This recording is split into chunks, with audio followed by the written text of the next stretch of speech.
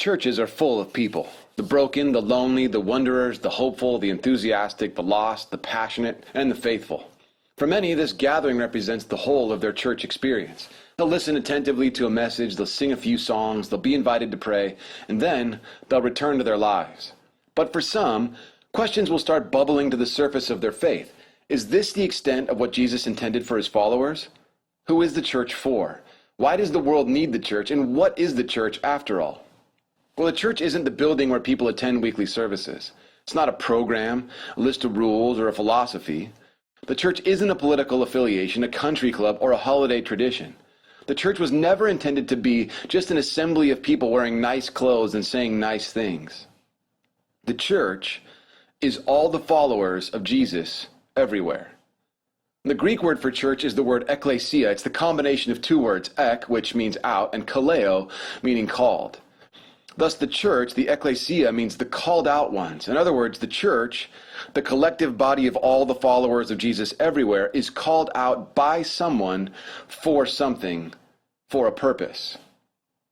The beginning of the book of Acts has Jesus calling his disciples to a task, bringing something called the gospel, the good news, to all the world.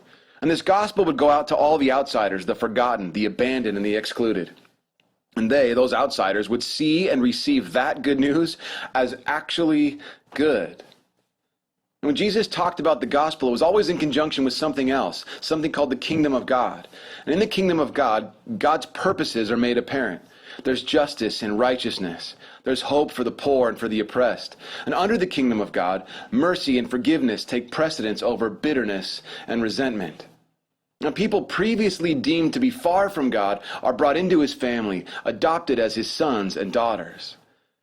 And the fullness of the kingdom of God, according to Jesus, is not merely expressed as a way for people to escape an evil world when they die. Rather, the good news of God's kingdom is about the announcement of God's eternity, moving into the present world and carrying on into the life to come. The people who belong to Jesus join him in his worldwide restoration project.